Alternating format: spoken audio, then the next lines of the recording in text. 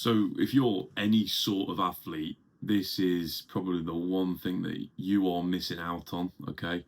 And it is very much overlooked within the sports world. And, I come from a fighting background. I was a previous mixed martial artist.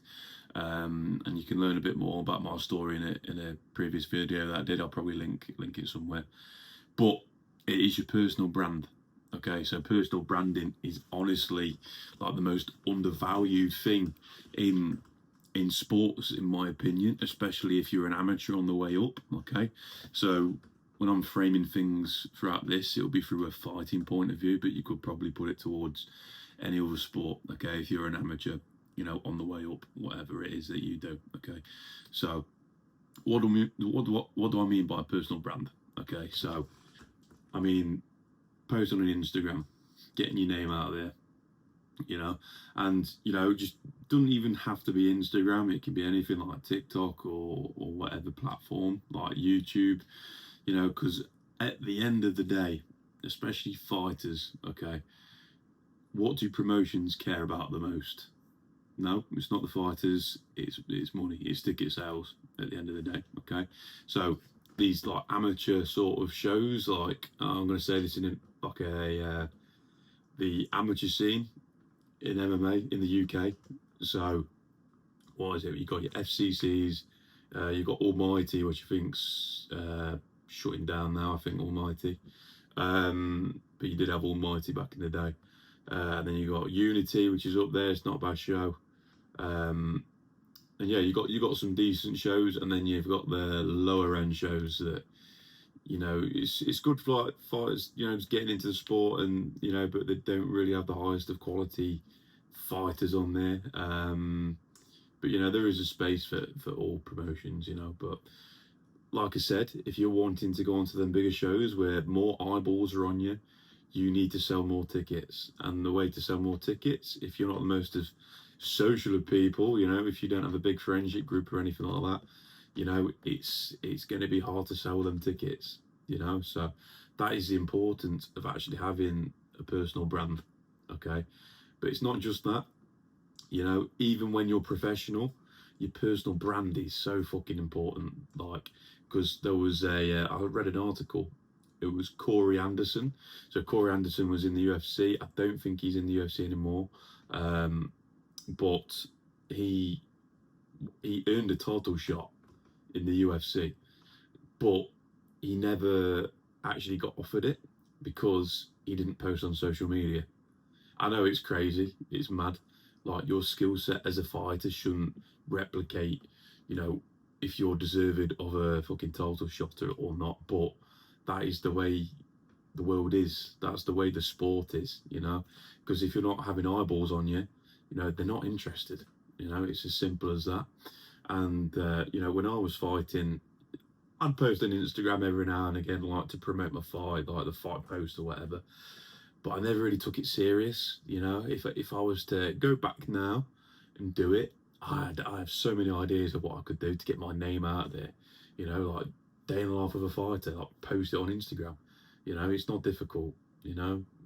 Get up, whatever, go to work, whatever, go to training, what you're doing on training, stuff like that. It's actually so simple. And hire a photographer or something just for a day. Like, get your mate to take some pictures of you. Like, just little things like that. Just to get some cool shots or something like that. That's what makes the difference of like getting your name out there and go on to them better shows, and not getting onto them better shows and sort of like stumbling in and around like the amateur scene. And yes, you do have to win fights to get somewhere. Like, it, obviously you do, but give yourself the best chance of success. And posting on Instagram or YouTube or whatever platform, and just getting your name out there is actually so underutilized with a lot of fighters. And the fighters that are coming through the ranks now, that do post, they go on some good shows. They end up on Cage Warriors and PFL, and what was the other ones, Octagon, shows like that. They're high end shows. They're very good shows to go on, and all because they have a personal brand, you know. Like, I'm not saying you need to like speak in front of a camera and stuff like that, but you know, just give yourself the skill set to actually post on social media. You know, like I said, a picture is just fine. A high quality picture of you training, like, it gets engagement. You know, people are interested in it because fighters. But like I said, I was a fighter. Like, I can only say from my experience, like, people from the outside looking in are going to think, oh, fucking hell, that's cool. Like, he's doing something that's, you know, I'm a bit too afraid to do that. Like, I'm interested in seeing like how far he can go. You know, it's interesting. But it was the same with me looking at other fighters. I was seeing them post on Instagram. I was like, whoa, that's cool. You know, and I was thinking, oh, I wish I could be out there like them. But you know, I was a fighter, but I didn't sort of have the confidence at the time to sort of post and put myself out there.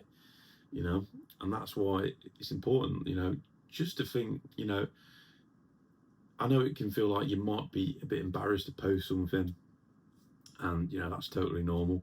Like me, for example, like I was fucking shitting myself when I put myself out there, like speaking in front of a camera. You know, like, and I've only got 2 videos on this YouTube, but my Instagram, you know, I give a lot of value on my stories and some reels as well. I'll link that down in the description. But like I said, these are skills that you're gonna have to pick up anyway. You know, because once you do get up there, you're going to be having interviews with people. You know, and it's a skill that you're all going to need to know. You know, speaking in front of a camera. You know, and yeah, it's as simple as that. Literally, just post on social media. It's so underutilized, you know, and there's a lot of amateur fighters out there. I'm actually seeing that they're doing a very good job of promoting themselves, doing a very good job, you know, and I'm actually very impressed, you know, and the records, nothing like that amazes you. You know, they've got the few losses, and that's completely fine. That's what the amateur scene is for, you know, to like sort of get that experience in. Like, it is like the backbone of the sport, mixed martial arts, the amateur scene. And you know, I'm going a bit off topic here, but you know, get them losses in early, mate. Get them lessons in early. You know, because once you get into the pro scene, then you know the losses, you know, they do hit a bit harder. You know, so but no, I hope you've taken away some value from this. If you're an upcoming fighter or an athlete on the amateur scene or something like that, and you know, just take into account, you know, start producing stuff on social media and getting yourself out there, because you know the more eyeballs on you, the better.